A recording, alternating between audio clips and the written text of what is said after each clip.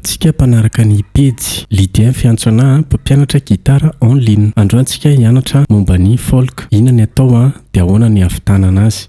Raha débutant ianao dia mety aminao ity vidéo ity. Manaraka tsara fotsiny ianao le fampianarako. Tsy lava be fa fohy kely. Mazava ho azy fa misy tonalité zany atao ao. Ao anaty tonalité dia misy accord minimum anankifito. Accord de base, accord majeur, dia aveo accord mineur. Dia tendrentsika arpège le izy. Natao hoe arpège dia tendrena tsirairay ny note ao anatiny. Eto zao fa, tonalité de fa zany.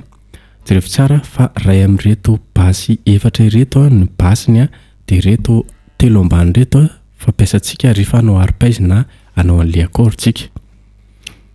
Eto amin'ny troisième case, quatrième corde ny ratsan-tanana annulaire, index aty amin'ny première case miaraka amin'ny deuxième corde.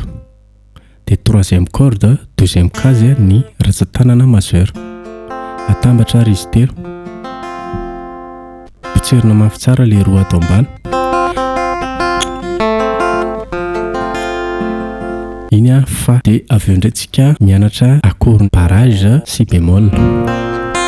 Ty basse ty dia le anankiroa ato. Zay ny tendreny ratsan-tanana index. Dia ato note anankiroa eto amin'ny annulaire, eto amin'ilay fa ty dia asitrika ato ny akikely ao ambanin'ilay fa. Tserina mafy tsara. Dia eto indray do. Mino fa efa mahita accord do ianao. Dia iny amin'izay tendrentsika ato amin'ny tanana main droite. Ny atao main droite dia akibe manao basse dia index majeur annulaire no manao an'ilay note aigu. Basse akibe index majeur annulaire. Midina. Dia avy miakatra.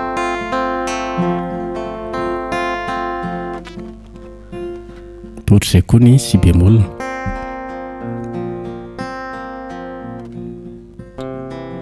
Ohatr'izay ny do. Raha tianao aneno le ato dia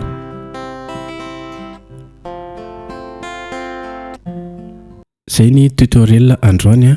Manasanao andefa WhatsApp raha liana momba ny cours ianao. Raha ohatra indray ianao ka te hanaraka ny pejy dia isaorako manokana ianao izay manao s'abonner sy manisy réaction ary partage. Mandram-piona daholo tompoko.